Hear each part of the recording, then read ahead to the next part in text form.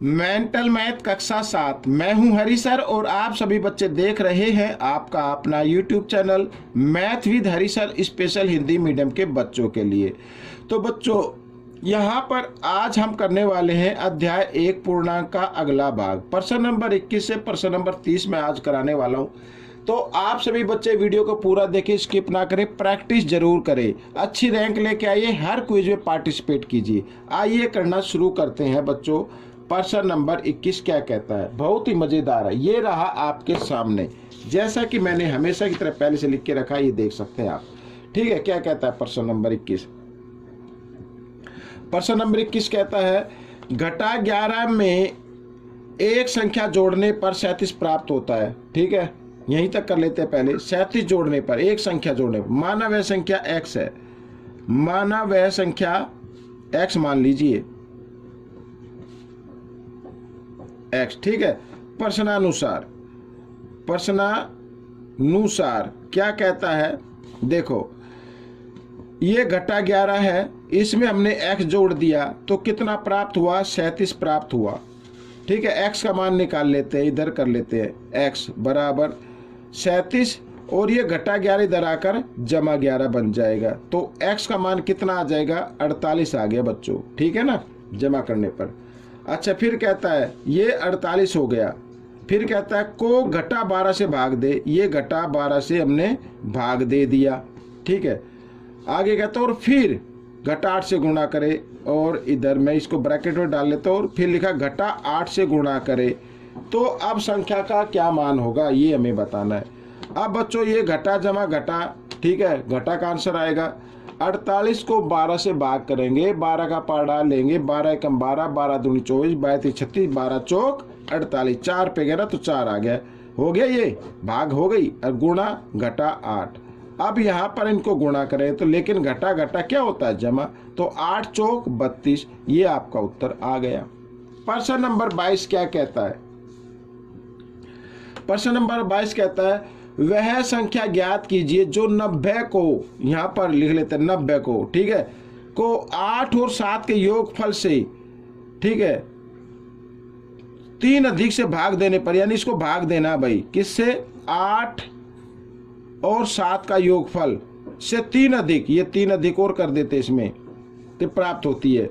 तो ये बोर्ड मास का रूल अप्लाई, पहले ब्रैकेट को हल करना है, 8 7 और 3 10 और 8 18, 90 को 18 से भाग करना है, तो 18 पंजे 90 होता है। तो बच्चों ये आ जाएगा आपका उत्तर। ठीक है, प्रश्न नंबर 23, प्रश्न नंबर 23 हल बताइए, बोर्ड मास का रूल अप्लाई करना है भाई, हल बताना है। ठीक है, पहले भाग को हल करेंगे, भाग से पहले जो नंबर है उसे यूं क्यों लिखेंगे। अब 0 से 0 काट दीजिए, भाग में कट जाती है, 4 के पारे में 4 दूनी 8, 2 0 इधर आ गई। ठीक है, और ये जमा 95 ऐसे आ गया। अब क्या करना है, अब आपको जमा करना है, जमा का निशान 95 और 100 के ऊपर भी है, 95 पे भी है, तो इन दोनों को जमा कर दो, 100 और 95 195 और घटा 200। ठीक है, अब ये घटा, ये जमा घटा, जमा घटा, 200 में से 195 घटाएंगे तो 5 आएगा, लेकिन बड़े नंबर के सामने घटा का, इसलिए घटा का 5 आ जाएगा। ठीक है, ये प्रश्न आपका हल हो गया। आइए करते हैं प्रश्न नंबर 24। ये रहा आपके सामने प्रश्न नंबर 24, इसमें भी हल करना है। ठीक है, हल करना है, यहाँ पर लिखा है 90 और इधर देख रहे थे कि ये गुणा का निशान है 3 के बीच में, ठीक है ना, और यहाँ पे घटा का निशान है, तो पहले इनको कर लेते हैं। तो घटा से घटा कट गई, इधर घटा बचा तो घटा में ही आएगा गुणनफल, 3 तिया 9, 9 तिया 27, इस तरीके से। ठीक है, अब क्या करना है, ब्रैकेट खोल देना है, घटा घटा जमा, तो यहाँ पे आ गया। तो अब इनको जमा करेंगे तो 117 आ जाएगा बच्चों, बहुत ही आसान प्रश्न है। ठीक है, आइए करते हैं प्रश्न नंबर 25। तो प्रश्न नंबर 25 कहता है घटा 1 की घात 95 और गुणा घटा 1 की घात 15। आपको एक चीज याद रखनी है, जब भी आधार घटा में आए, जब भी आधार घटा में आए तो घात को देखना है। घात अगर विषम संख्या में है तो उत्तर घटा में आएगा, और घात अगर सम संख्या में है तो उत्तर हमेशा जमा में आएगा। अब क्योंकि यहाँ पर घात 95 है और 95 एक विषम संख्या होती है तो इसका उत्तर घटा में ही आएगा। मैंने 1 लिख दिया, आप 95 मत लिखना, कभी 95 एकम 95 कर दो, नहीं। घटा 1 को आप कितनी बार भी गुणा करो, ठीक है ना, कितनी बार भी गुणा करो, 1 को करो या घटा 1 को करो तो 1 ही आता है बच्चों। कितना आता है? 1 ही आएगा।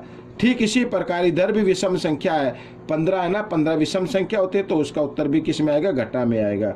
और घटा से घटा का निशान काट देते हैं, 1 एकम 1, ये 1 आपका उत्तर बन जाएगा। प्रश्न 26 कहता है, देखो मान बताना है।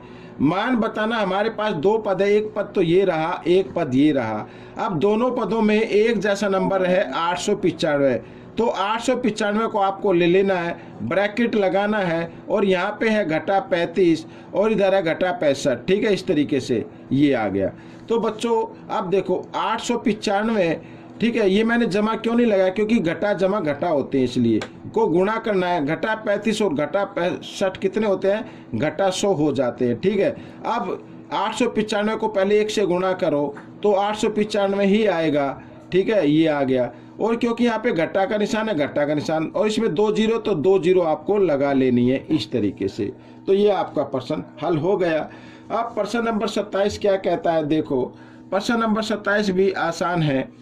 तो कहता है प्रथम 10 धनात्मक पूर्णांक, ठीक है, जमा की संख्या और तथा प्रथम 10 ऋणात्मक पूर्णांक का योगफल बताइए।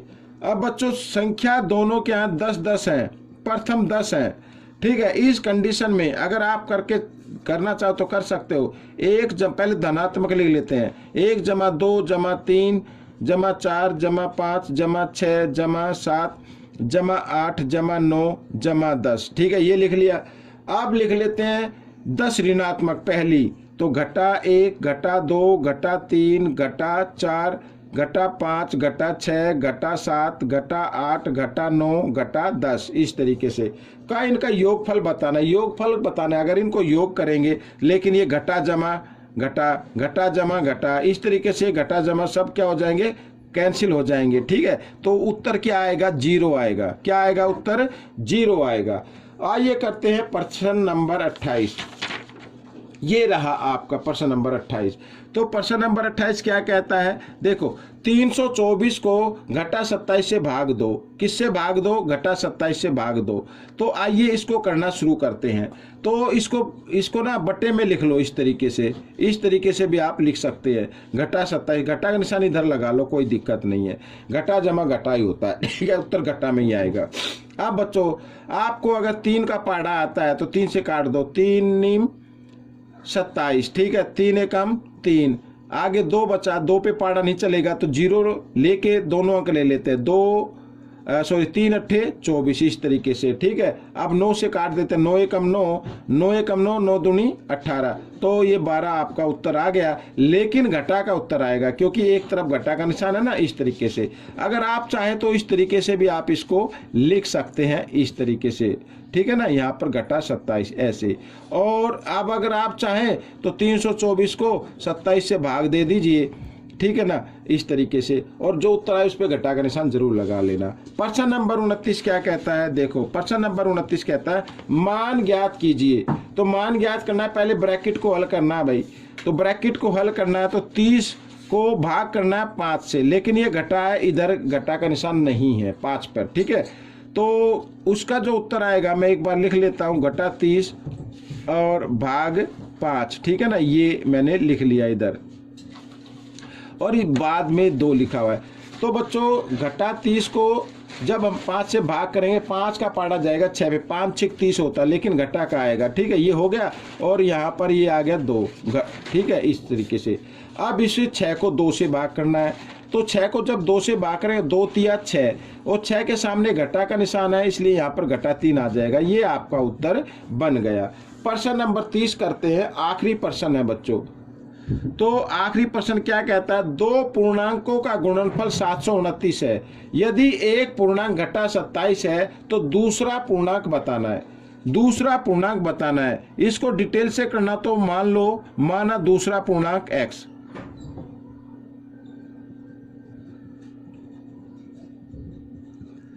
माना दूसरा पूर्णांक x है।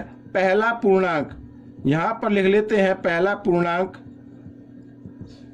है क्या, घटा 27, ठीक है ना। अब प्रश्न के अनुसार कहता है कि इन संख्याओं को गुणनफल यदि x और गुणा घटा 27 करें तो इनका गुणनफल कितना आता है, 729 आता है। अब बच्चों घटा 27 इधर किस रूप में, गुणा में है ना, इधर आकर ये देखो, ये गुणा x के साथ तो गुणा है ना, ये घटा का 27 तो ब्रैकेट में लिया मैंने, तो जो इधर गुणा होती है इधर आकर वो भाग में आ जाती है। घटा का निशान आप ऊपर लगा लीजिए, कोई दिक्कत नहीं होती, ठीक है। ऐसी है।